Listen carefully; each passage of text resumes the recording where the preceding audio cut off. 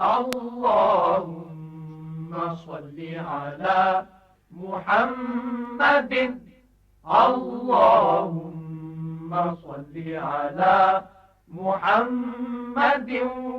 وعلى آله وصحبه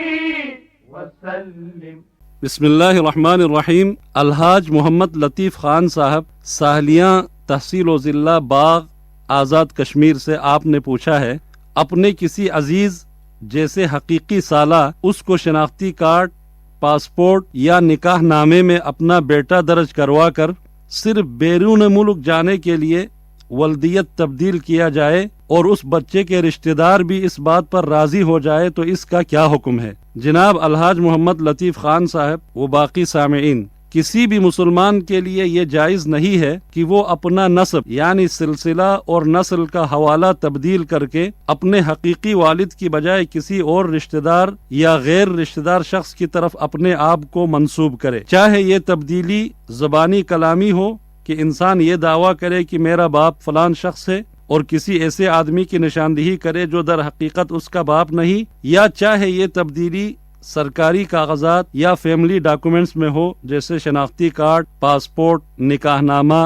یا دیگر دستاویزات۔ اسلام سمیت جتنے بھی اس کائنات میں الہامی ادیان و مذاہب اور شریعتیں آئی ہیں، ان تمام شریعتوں اور ملتوں کے 5 بنیادی مقاصد ہیں، جن میں سے ایک نسب اور نسل کا تحفظ ہے، اور اس مقصد کے حصول کو یقینی بنانے کے لیے دین اسلام میں بے شمار احکام اور آداب مقرر کیے گئے ہیں۔ لہٰذا ولدیت تبدیل کرنے سے نسب نامہ اور نسل کا حوالہ بدل جاتا ہے، جو کہ اسلام کے عظیم مقاصد سے متصادم اور ان کے برخلاف ہے۔ لہٰذا جب کسی انسان کا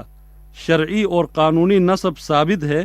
تو اس کو چھوڑ کر کسی اور کے نام پر ولدیت کا اندراج جائز نہیں ہے، بلکہ یہ حرام اور گناہ کبیرہ ہے۔ قرآن مجید سورۃ الاحزاب آیت نمبر 5 میں ارشاد باری تعالی ہے، ادعوہم لآبائہم هو اقسط عند اللہ، یعنی منہ بولے بیٹوں کو ان کے حقیقی باپوں کی طرف نسبت کر کے بلاؤ، اللہ کے نزدیک یہی پورا انصاف۔ صحیح بخاری اور مسلم میں رسول اکرم صلی اللہ علیہ وسلم کا یہ فرمان موجود ہے، لیس من رجل ادعى لغیر ابیہ وهو يعلمه الا کفر، یعنی جس کسی آدمی نے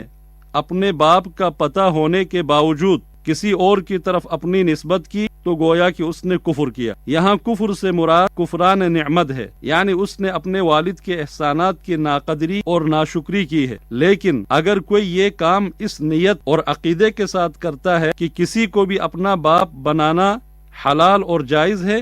تو پھر ایسا آدمی دائرہ اسلام سے خارج ہو جاتا ہے۔ اسی طرح ایک اور حدیث میں آتا ہے، من ادعا الی غیر ابیہ وہو یعلم فالجنت علیہ حرام، یہ بھی بخاری اور مسلم کی حدیث ہے۔ فرمان نبوی ہے، جو شخص جان بوجھ کر اپنے باپ کے علاوہ کسی اور کی طرف اپنی نسبت کرے تو اس کے اوپر جنت حرام ہے۔ اسی طرح ایک اور صحیح حدیث میں رسول کریم صلی اللہ علیہ وسلم نے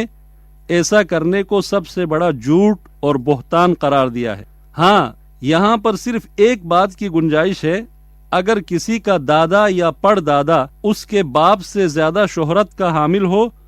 تو انسان اپنے دادا کی طرف اپنی نسبت کر سکتا ہے، جس طرح جنگ حنین کے موقع پر رسول اکرم صلی اللہ علیہ وسلم نے فرمایا، انا النبی لا کذب انا ابن عبد المطلب، یعنی میں سچا نبی ہوں، یہ کوئی جھوٹی بات نہیں، اور میں عبد المطلب کا بیٹا ہوں۔ یہاں پر آپ صلی اللہ علیہ وسلم نے اپنے باپ عبداللہ کی بجائے اپنے اسم گرامی کے ساتھ دادا عبد المطلب کا نام لیا ہے۔ باقی جس طرح سے آپ نے سوال میں ذکر کیا ہے، یہ طریقہ بالکل غلط اور ناجائز ہے، اور اس طرح غلط کام میں شریک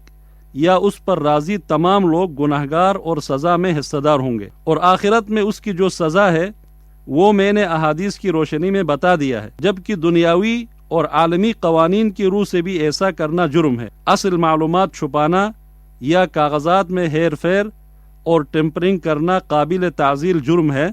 جس کی سزا دنیا کے ہر ملک کے اپنے حساب سے مختلف ہے۔ جہاں تک نکاح نامے میں غلط ولدیت کا اندراج ہے تو یہ بھی غلط ہے، قانوناً جرم ہے، اور احادیث میں مذکور وعید اور سزاؤں کا باعث ہے، مگر نکاح میں چونکہ خود اس آدمی کا نام صحیح لکھا گیا ہے اور خود بھی جب نکاح کے موقع پر موجود رہ کر نکاح ہوا ہے، تو صرف ولدیت کے غلط اندراج کی وجہ سے نکاح کو غلط یا باطل نہیں کہا جا سکتا۔ یہ بات بھی جان لے کہ ایسی غلط بیانی یا غلط اندراج چاہے بیرون ملک سفری کاغذات کی تیاری کے لیے ہو، کسی نوکری کے حصول کے لیے ہو، یا حج اور عمرہ جیسے مقدس سفر کے لیے، ہر صورت میں غلط ہے اور ایسا نہیں کرنا چاہیے۔ ایک اور بات آپ کے سوال سے متعلق، چونکہ بہنوئی نے اپنے سالے کو اپنا بیٹا لکھوایا ہے اور اب یہ سالہ جوان ہو کر شادی بھی کر چکا ہے، تو بہنوئی کو اس بات کا بھی خیال رکھنا چاہیے اس کی اہلیہ اور بچیوں کے علاوہ جو اس سالے کی بہن اور بانجیاں ہیں، بہنوئی کے گھر کی باقی تمام خواتین